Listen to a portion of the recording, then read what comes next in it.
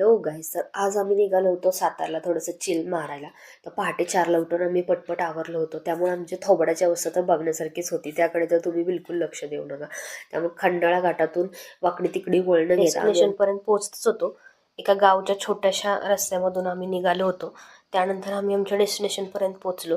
तिथलं रम्यमय वातावरण आणि एकदम शांत वाहणारी नदी, अतिशय मनमोहक वातावरण होतं. त्यानंतर तिथं असं एक मंदिर होतं, ज्या मंदिर पूर्ण दगडाने बनलेलं होतं. तर जे पण सातारचे आहेत त्यांना माहीतच असेल, क्षेत्रमाऊलीच्या अगदी अपोजिट साईडला हे मंदिर आहे. मंदिराचा परिसर एकदम शांत होता आणि सकाळचं वातावरण असल्यामुळे तिथे कोणीही नव्हतं. त्यानंतर आम्ही मंदिरामध्ये गेलो, दर्शन घेतलं. तिथं एक शिवलिंग होती. त्यानंतर मंदिराच्या परिसरामध्ये थोडंसं चिल मारलं. तुम्ही बघू शकता की परिसर अतिशय स्वच्छ होता आणि सुंदरही होता.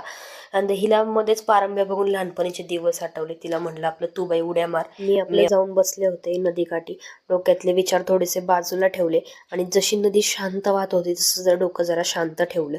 त्यानंतर आम्ही आमच्या नेक्स्ट डेस्टिनेशनला जायला निघालो होतो. तर आमचं नेक्स्ट डेस्टिनेशन पाहायचं असेल तर पुढचा व्हिडिओ तुम्ही नक्कीच पहा.